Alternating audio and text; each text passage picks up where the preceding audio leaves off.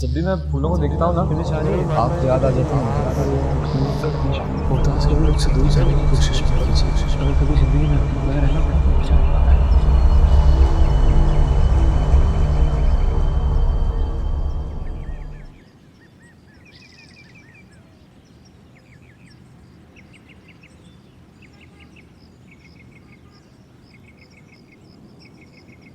आप हर वक्त इतनी उदास क्यों रहती हैं? नहीं, मैं खुश हूँ। अच्छा, लेकिन पता नहीं क्यों मुझे ऐसा लगता है जैसे खुश नहीं हूँ, इसलिए बात पे बात उदास हो जाती है।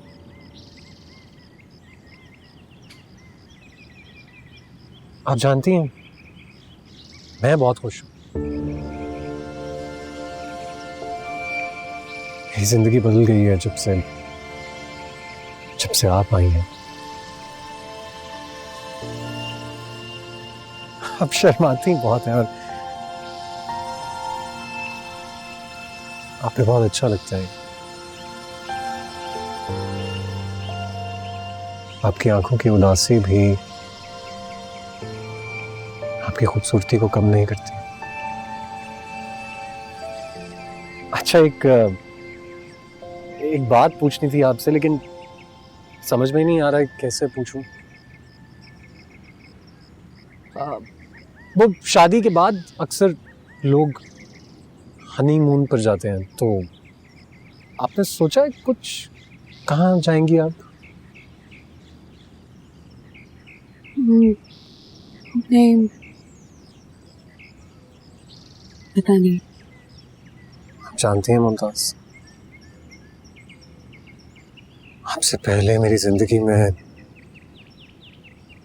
ना तो कोई लड़की आई थी और ना ही अब कोई आएगी। आप मेरी जिंदगी में आने वाली वाहिद लड़की हैं और मैं आपसे बहुत मोहब्बत करता हूँ।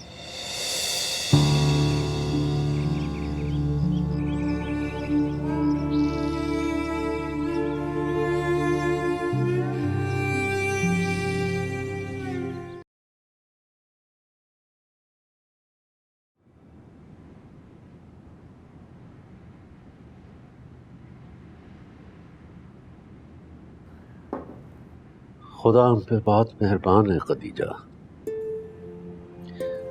ऐसा ना हो किसी की नाशुक्री की वजह से ये वक्त हमारे हाथ से निकल जाए। रशीदा और आपा कह रही थी कि शादी की तारीख पक्की कर दो, जितनी जल्द हो सके रुखसती हो जाए। मुझे वक्त से बहुत डर लगता है खदीजा। इतनी जल्दी भी क्या है? कुछ दिन हमारे साथ रह ले। इतने दिनों से हमारे साथ ही तो है। माएँ भी अजीब होती हैं, लड़कियों से जितना भी चिढ़ती हूँ, जितना भी उन्हें मारपीट करती हूँ, जब उनकी रुखसती का वक्त करीब आता है तो इनकी ममता तड़पने लगती है। कोई तो बताए मुझे, कोई समझाए मुझे, कैसे मैं जीऊं ये गम लिए। बस अब खुदा हमारी अज़मी के लिए भी कोई अच्छा सा रिश्ता भेज दे। हो पास मेरे कुछ ना रहा, खुद से हो गए हैं जुदा, चाहे कहाँ के नम लिए।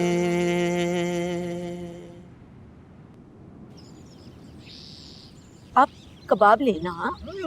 अम्मा, अम्मा, खाला, देखें दोनों कितने प्यारे लग रहे हैं। हाँ, मैं ना इनकी तस्वीर बनाती हूँ। भाई यकीन करें, मेरा रफीक तो इतना खुश है कि मैं बता नहीं सकती। कह रहा था अम्मा मंगनी मंगनी छोड़ें, सीधा निकाह करें। बड़ी बहुएं और बेटे बस जिद हैं कि पहले मंगनी करें। समझ में नहीं आ रहा कि क्या करूं।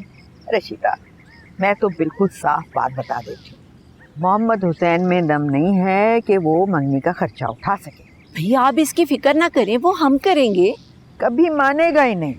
मेरा भाई है ना, मेरी तरह बहुत खुददार है वो तो ये कह रहा था कि जो कुछ बेटी को देना होता है ना वो सब देगा। मैंने बहुत समझाया तो बताया कि रफ़ीक के कमरे में सारा नया सामान है और कहाँ रखेंगे, मगर फिर भी कह रहा था कि जेवर कपड़ा वो ज़रूर देगा। भाई इसका तरीका तो ये है कि आप कह देना कि मंगनी के अखराजात आप उठा रही हैं, हम आपको पैसे देंगे, आप कर लेना। हाँ, अलबत्ता ये शायद हो सकता है, शायद मान जाए। मेरा बड़ा लिहाज करता है वो, बहुत हक समझता है बच्चों पर। बस तो फिर ठीक है, इस तरह बच्चों की तमन्ना भी पूरी हो जाएगी और मोहम्मद हुसैन की खुददारी भी बच जाएगी।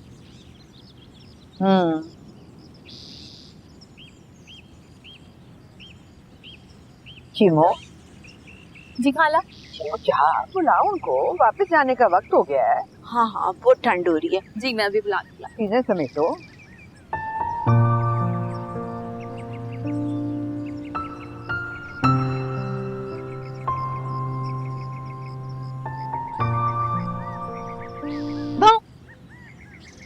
भाभी क्यों डरा दिया आपने हमें? चलो रफीक साहब, मुलाकात का वक्त खत्म हो गया, अम्मी ने बुलाया। चलो ममता।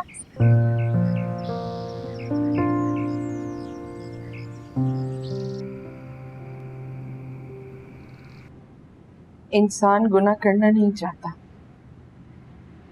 हालात उससे गुनाह करवा देते, और मैं बहुत बड़ा गुनाह करने जा रही हूँ। पता नहीं वो कौन लोग होते जिनके साथ वो होता है जो वो चाहता। ना एतबार कर रहे हैं वो लोग, और मैं उन्हें कितना बड़ा धोखा, कितनी बड़ी तकलीफ देना चाह रही हूँ। तकलीफ तो तब होती जब उन्हें कुछ पता होता। असल तकलीफ तो हमने उठाई। यही तो हमारे गुनाहों की सजा है, धोखा देने की सजा, झूठ बोलने की सजा, और मुमताज के लिए उसके किए की सजा। अब फिर ये बात मुझे सोने नहीं देगी, फिर से हराहट मुझे चौंका देगी। हराहट में मेरा दम निकल जाएगा कि कहीं कहीं मुमताज लौट कर तो नहीं आ गई। जब वो लोग सामने आएंगे तो मेरा तो दिल हलक में अटक जाएगा कि कहीं कुछ पता तो नहीं चल गया। जाने वो कौन सी खुशकिस्मत माएं होती जो बेटियां ब्याह कर सुकून की नींद सो जाती। खुदा जानता है आप बेगुनाह क्यों कर रही हैं। इंशाल्लाह कुछ दिनों में आप भी सुकून से सो सकें। कैसे सुकून से सो पाऊंगी?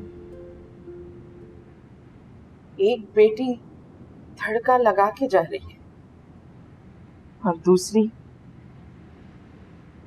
धड़का लिए बैठी है। तन्हा सफर की बेड़ियां पैरों में है यूं पड़ी, दुश्वार एक सांस दो राहे पे है फिर खड़ी। किस दूं सदा मेरे खुदा, तू ही मेरा दर्द जानता। मौला तू सुन रहा है मेरी सिसकियों को, मौला तू सुन